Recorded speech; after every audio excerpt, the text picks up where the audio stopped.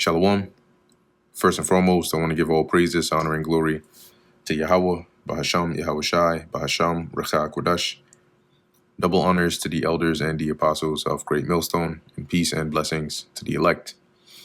And today we're going to go into the book of Jonah, the 3rd chapter. And the word of the Lord Yahweh came on to Jonah the 2nd time, saying, Arise, go on to Nineveh, that great city, and preach unto it the preaching that I bid thee. So whatever it is that I tell you to go and say to them, go over there and preach that unto them. So Jonah arose and went on to Nineveh, according to the word of the Lord Yahweh. Now, as you read the book of Jonah, it's only 4 chapters, but you can see that it's written in a way where it's comprising only the highlights of this situation, right, of this event that we're reading about. So oftentimes the details in between are omitted, okay, and it's mainly just the main points of this historical event that happened. Okay, and you have to keep that in mind. So in any case, Jonah goes, right? Now Nineveh was an exceeding great city of 3 days' journey. And when you read that in another translation, it's basically saying, it would take you about 3 days to really get through the whole land. It says here, NLT, this time Jonah obeyed the Lord's command and went to Nineveh, a city so large that it took 3 days to see it all. And Jonah began to enter into the city a day's journey. So about a day's journey in the city, he cried and said, Yet 40 days, and Nineveh shall be overthrown.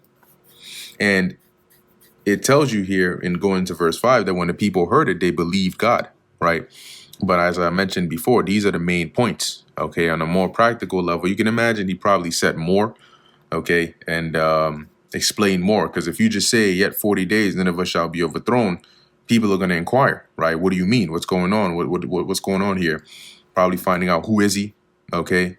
Oh, a prophet of Israel, the people of Israel, and so on.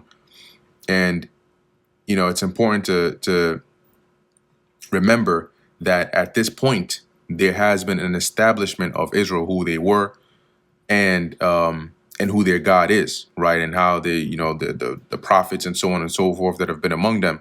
So even though these people in Assyria were all the way in Assyria and they were people of Assyria, right? Assyrians, they had still heard, just like the neighboring nations, concerning the Lord, the different things he did, the different prophets, Elisha, and so on and so forth.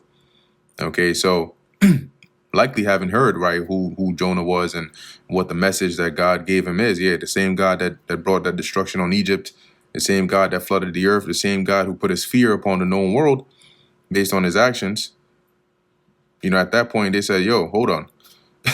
Let's not mess around over here now. So the people of Nineveh believed God and proclaimed a fast, and put on sackcloth, from the greatest of them even to the least of them. So they went into a state of mourning for fear of losing their kingdom. For word came on to the king of Nineveh, and he arose from his throne, and he laid his robe from him, and covered him with sackcloth, and sat in ashes. So even up until the king at that time, when he heard that, out of that fear, oh shoot, he basically, as it says, he also covered himself in a attire of mourning and went into a state of mourning, basically to humble themselves, because they were doing a lot of debauchery, all right, and also a lot of violence. They were known for being a very violent people, right, and flaying their enemies, impaling them, a lot of extraness, right, that wasn't needed. And he caused it to be proclaimed and published throughout Nineveh by the decree of the king and his nobles, saying, Let neither man nor beast, herd nor flock taste anything.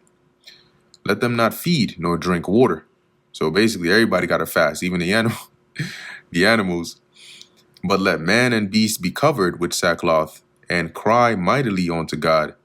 Yea, let them turn every one from his evil way, and from the violence that is in their hands.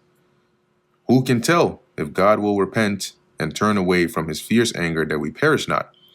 Right? So basically they were just humbling down, hoping that the God that Jonah came and prophesied to them about, would preserve their kingdom, that he wouldn't actually overthrow it in that 40 days.